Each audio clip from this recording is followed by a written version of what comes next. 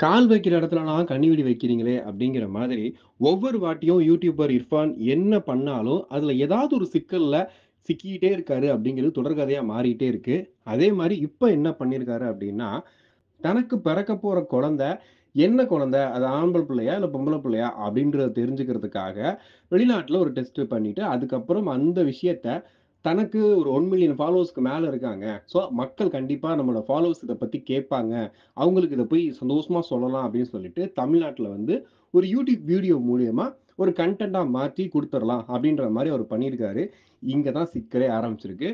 வெளிநாட்டுல வேணா இது ஒரு பெரிய குத்தமா இல்லாம இருந்திருக்கலாம். ஆனா நம்ம ஊர பொறுத்தவரைக்கும், பிறக்க போற குழந்தை இந்த ஜெண்டர சேர்ந்தது அப்படின்னு சொல்லிட்டு ரிவீல் பண்றது ஒரு மிகப்பெரிய குற்றம். அத வந்து யூடியூபர் இர்ஃபான் பண்ணிட்டாரு அப்படின்னு சொல்லிட்டு இன்னைக்கு சுகாதாரத்துறையில இருந்து, மருத்துவத்துறையில இருந்து எல்லாருமே அவர் மேல சட்டப்படி நடவடிக்கை எடுக்கணும் அப்படின்ற மாரி சொல்லிட்டு இருக்காங்க. எதுக்காக யூடியூபர் இர்ஃபான் மீது இந்த குற்றச்சாட்டு அப்படின்னு கேட்டீங்கன்னா, அவருக்கு இத்தன மில்லியன் ஃபாலோவர்ஸ் இருக்கும்போது, அவரு முன்னாடி நின்னு இது மாரி பண்ணுங்க, பண்ணக்கூடாது அப்படின்னு சொன்னா கூட அத செய்யறதுக்கு இத்தன பேர் இருக்காங்க. ஸோ அவங்களுக்கு ஒரு தப்பான எடுத்துக்காட்டா இர்ஃபான் இருக்காரு.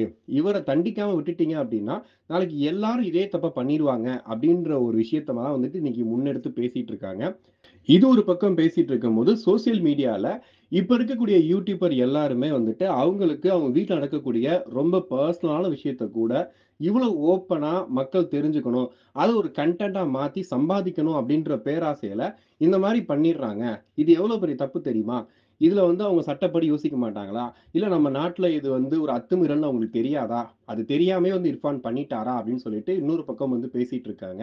எது எப்படியோ தான் குடும்பத்துல நடக்கக்கூடிய ஒரு முக்கியமான விஷயத்த அத கன்டென்ட்டா மாத்தி, இன்னைக்கு அத மக்கள் மத்தியில கொடுத்து, அத நேயர்கள வந்து பார்க்க வச்சு, ஃபாலோவர்ஸ் அதிகப்படுத்திக்கிற இந்த மனப்பான்மை ரொம்ப தப்பான மனப்பான்மை.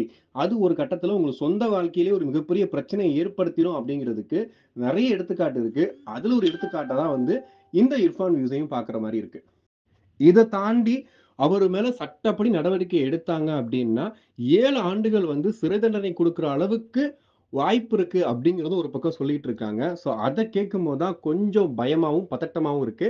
ஏன்னா இர்ஃபான் வியூஸ பொறுத்தவரைக்கும் அவருக்கு இவ்ளோ ஃபாலோவர்ஸ் இருக்காங்க. ரொம்ப குறுகிய காலத்துல ஒரு மிகப்பெரிய யூடியூபரா மாறியிருக்காரு. இன்னைக்கு அரசியல்லயும் சரி, சினிமாலயும் சரி, புரமோஷனுக்காக முக்கியமா தேடி போறது இர்ஃபான் வியூஸ் தான் அப்டின்ற அளவுக்கு பேர் வாங்குன ஒருத்தருக்கு, தொடர்ந்து பல சிக்கல்கள் வந்துட்டே இருக்கு.